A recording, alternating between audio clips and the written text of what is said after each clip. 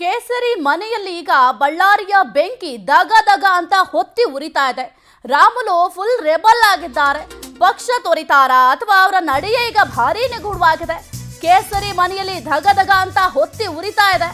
Ramulu complete rebel ಆಗಿಬಿಟ್ಟಿದ್ದಾರೆ. ಪಕ್ಷ ತೊರಿತಾರಾ ಅಥವಾ ಏನ್ ಮಾಡ್ತಾರೆ ಅವರ ಮುಂದಿನ ನಡೆ ಅನ್ನೋದು ಬಹಳ ನಿಗೂಢವಾಗಿದೆ.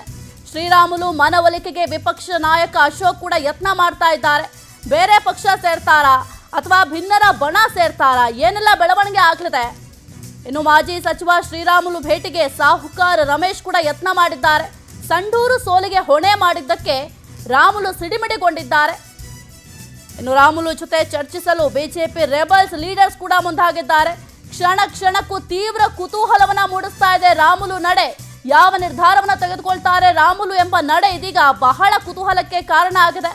ಕೆಲವೇ ಕ್ಷಣಗಳಲ್ಲಿ ಸುದ್ದಿಗೋಷ್ಠಿಯನ್ನ ರಾಮುಲು ಮತ್ತು ರೆಡ್ಡಿ ಪ್ರತ್ಯೇಕವಾಗಿ ನಡೆಸಲಿದ್ದಾರೆ. ಬಳ್ಳಾರಿಯಲ್ಲಿ ರಾಮುಲು ನಡೆಸ್ತಾರೆ, ಬೆಂಗಳೂರಿನಲ್ಲಿ ರೆಡ್ಡಿ ಸುದ್ದಿಗೋಷ್ಠಿಯನ್ನ ಮಾಡಲಿದ್ದಾರೆ.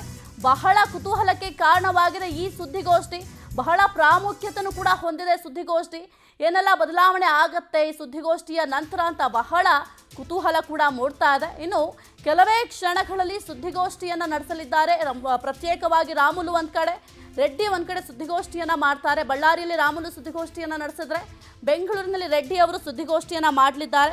ಈಗಾಗಲೇ ಬಿಜೆಪಿಯಲ್ಲಿ ಸಾಕಷ್ಟು ಬಣ ಬಡಿದಾಟ ನಡೀತಾ ಇದೆ. ಈಗಾಗಲೇ ಬಿಜೆಪಿಯಲ್ಲಿ 2 ಬಣಗಳಾಗ್ಬಿಟ್ಟಿದೆ.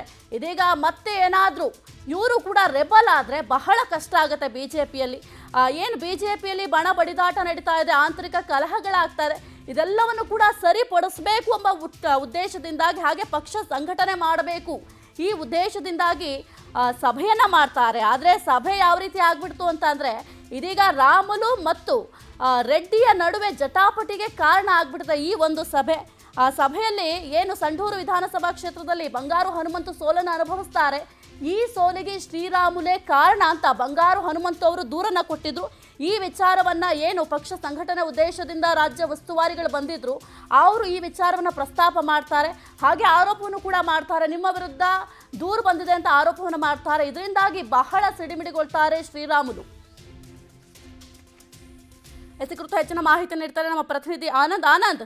ರಾಮುಲು ಮತ್ತು ರೆಡ್ಡಿ ಇಬ್ಬರು ಕೂಡ ಪ್ರತ್ಯೇಕವಾಗಿ ಸಭೆಯನ್ನ ಮಾಡಲಿದ್ದಾರೆ, ಅಂದ್ರೆ ಸುದ್ದಿಗೋಷ್ಠಿಯನ್ನು ನಡೆಸಲಿದ್ದಾರೆ.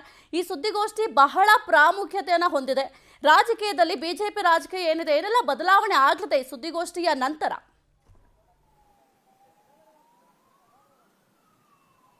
ಸಾಹಿತ್ಯ ಪ್ರಮುಖವಾಗಿ ಶ್ರೀರಾಮುಲು ಮತ್ತೆ ಜನಾರ್ದನ್ ರೆಡ್ಡಿ ನಡುವೆ ಜಟಾಪಟಿ ಜೋರಾಗಿರ್ತಕ್ಕಂಥದ್ದು. ಇಬ್ರು ಕೂಡ ಕೆಲವೇ ಕ್ಷಣಗಳಲ್ಲಿ ಪ್ರೆಸ್ ಮೀಟ್ ಅನ್ನ ಬರೆದು ಇಲ್ಲಿ ಪ್ರಮುಖವಾಗಿ ಸಂಡೂರಿನಲ್ಲಿ ಯಾಕೆ ಸೋಲಾಯಿತು ಅನ್ನೋದ್ರ ಬಗ್ಗೆ ವಿವರಣೆಯನ್ನ ಕೊಡಲಿದ್ದಾರೆ. ಜೊತೆಗೆ ಶ್ರೀರಾಮುಲು ಅವರೇ ಈ ಒಂದು ಸೋಲಿಗೆ ಕಾರಣ ಅಂತ ಅಲ್ಲಿ ಸಂಡೂರು ಬಿಜೆಪಿ ಅಭ್ಯರ್ಥಿನೂ ಕೂಡ ಒಂದು ಕಂಪ್ಲೇಂಟ್ ಅನ್ನ ಮಾಡಿದ್ರು. ಅದಾದ ಬೆನ್ನಲ್ಲೇ ಅಗರ್ವಾಲ್ ಅವರು, ರಾಜ್ಯ ಬಿಜೆಪಿ ಉಸ್ತುವಾರಿ ಏನಿದ್ದಾರೆ ರಾಧಾ ಮೋಹನ್ ದಾಸ್ ಅಗರ್ವಾಲ್, ಅವರು ಕೂಡ ಶ್ರೀರಾಮುಲು ಅವರು ಸರಿಯಾಗಿ ಕೆಲಸ ಮಾಡಿಲ್ಲ ಅನ್ನೋ ಒಂದು ಆಪಾದನೆಯನ್ನ ನಿನ್ನೆ ನಡೆದಂತ ಸಭೆಯಲ್ಲಿ ಪ್ರಸ್ತಾಪ ಮಾಡಿದ್ರು. ಇದು ರಾಮುಲು ಅವರ ಆಕ್ರೋಶ ಕಾರಣ ಆಗಿರ್ತಕ್ಕಂಥದ್ದು. ಪ್ರಮುಖವಾಗಿ ಆ ರೀತಿ ನಾನೇನಾದ್ರೂ ಮಾಡಿರೋದನ್ನ ಸಾಬೀತು ಮಾಡಿದ್ರೆ ನಾನು ಪಕ್ಷ ಬಿಡ್ತೀನಿ ಅನ್ನೋ ಒಂದು ಎಚ್ಚರಿಕೆಯನ್ನು ಕೂಡ ಶ್ರೀರಾಮುಲು ಅವರು ಕೊಟ್ಟಿದ್ದಾರೆ. ಹಾಗಾಗಿ ಈಗ ಶ್ರೀರಾಮುಲು ಅವರ ನಡೆ, ಮುಂದಿನ ನಡೆ ಜೊತೆಗೆ ಅವರ ಒಂದು ರಾಜಕೀಯವಾಗಿ ಯಾವ ಒಂದು ನಿರ್ಧಾರವನ್ನ ತೆಗೆದುಕೊಳ್ತಾರೆ ಅನ್ನೋ ಒಂದು ಕುತೂಹಲ ಸದ್ಯಕ್ಕೆ ಕಾಡ್ತಾ ಇರ್ತಕ್ಕಂಥದ್ದು. ಯಾಕಂದ್ರೆ ಅವರು ಪಕ್ಷ ಬಿಡ್ತೀನಿ ಅನ್ನೋ ಒಂದು ಎಚ್ಚರಿಕೆಯನ್ನ ಕೊಟ್ಟಿರ್ತಕ್ಕಂಥ ಒಂದು ನಡುವೆ ಕಾಂಗ್ರೆಸ್ನ ಒಂದಷ್ಟು ನಾಯಕರು ಕೂಡ ಅವರನ್ನ ಸಂಪರ್ಕ ಮಾಡ್ತಕ್ಕಂಥ ಒಂದು ಪ್ರಯತ್ನಗಳನ್ನ ಮಾಡ್ತಾ ಇದ್ದಾರೆ. ಈ ಮಧ್ಯೆ ಬಿಜೆಪಿ ರಾಜ್ಯಾಧ್ಯಕ್ಷ ವಿಜಯೇಂದ್ರ ಅವರ ವಿರೋಧಿ ಬಣ ಯತ್ನಾಳ್ ಅವರ ಬಣ ಏನಿದೆ, ಆ ಬಣದ ನಾಯಕರು ಕೂಡ ಶ್ರೀರಾಮುಲು ಅವರನ್ನ ಸಂಪರ್ಕ ಮಾಡ್ತಕ್ಕಂಥ ಒಂದು ಪ್ರಯತ್ನಗಳನ್ನು ಕೂಡ ಮಾಡ್ತಾ ಇರ್ತಕ್ಕಂಥದ್ದು.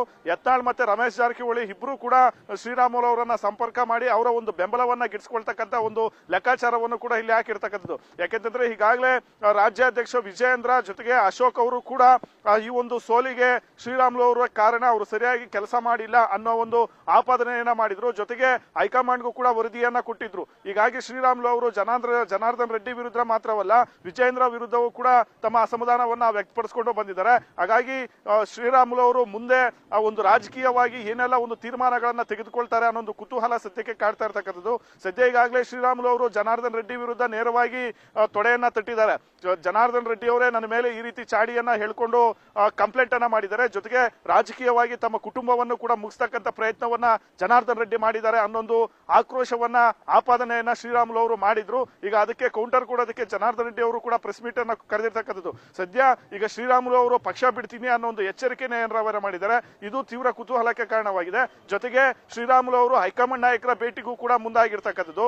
ರಾಜ್ಯ ಬಿಜೆಪಿಯಲ್ಲಿ ನಡೀತಾ ಇರತಕ್ಕಂಥ ಬಣ ಬಡಿದಾಟ ಆಗಿರ್ಬೋದು, ಅಥವಾ ಜನಾರ್ದನ್ ರೆಡ್ಡಿ ಮಾಡಿರ್ತಕ್ಕಂಥ ಒಂದು ಗಂಭೀರ ಆರೋಪ ಇರ್ಬೋದು, ಅಥವಾ ನಾಯಕತ್ವ ಬದಲಾವಣೆಯ ಪ್ರಶ್ನೆಗಳಿರ್ಬೋದು, ಇದೆಲ್ಲದರ ಬಗ್ಗೆನೂ ಕೂಡ ಹೈಕಮಾಂಡ್ ಗಮನಕ್ಕೆ ತರೋದಕ್ಕೆ ಈಗ ಶ್ರೀರಾಮುಲು ಅವರು ಮುಂದಾಗಿರ್ತಕ್ಕಂಥದ್ದು. ನಾಳೆ ಅಥವಾ ನಾಡಿದ್ದು ಅವರು JP ನಡ್ಡಾ ಅಥವಾ ಅಮಿತ್ ಶಾ ಅವರನ್ನ ಭೇಟಿ ಮಾಡೋದಕ್ಕೂ ಕೂಡ ಮುಂದಾಗಿದ್ದಾರೆ. ಹಾಗಾಗಿ ಅವರು ಪಕ್ಷದಲ್ಲೇ ಉಳಿತಾರ ಅಥವಾ ರೆಬೆಲ್ ಟೀಮ್ ಅನ್ನ ಸೇರ್ತಾರ ಅಥವಾ ಬಿಜೆಪಿಯ ಒಂದು ಸಹವಾಸವೇ ಬೇಡ ಅಂತ ಅವರು ಬೇರೆ ಪಕ್ಷದ ಕಡೆ ಮುಖ ಮಾಡ್ತಾರ ಅನ್ನೋ ಒಂದು ಕುತೂಹಲ ಸದ್ಯಕ್ಕೆ ಕಾಡ್ತಾ ಇರ್ತಕ್ಕಂಥದ್ದು. ಸದ್ಯ ಈ ವಿಚಾರವಾಗಿ ಬಳ್ಳಾರಿಯ ಒಂದು ತಮ್ಮ ಬೆಂಬಲಿಗರ ಒಂದು ಸಭೆಯನ್ನ ಮಾಡೋದಕ್ಕೂ ಕೂಡ ಈಗ ಶ್ರೀರಾಮುಲು ಅವರು ಮುಂದಾಗಿದ್ದಾರೆ. ಸಾಹಿತ್ಯ. ಓಕೆ, ಥ್ಯಾಂಕ್ ಯು ಆನಂದ್ ನಿಮ್ಮೆಲ್ಲ ಮಾಹಿತಿಗಾಗಿ.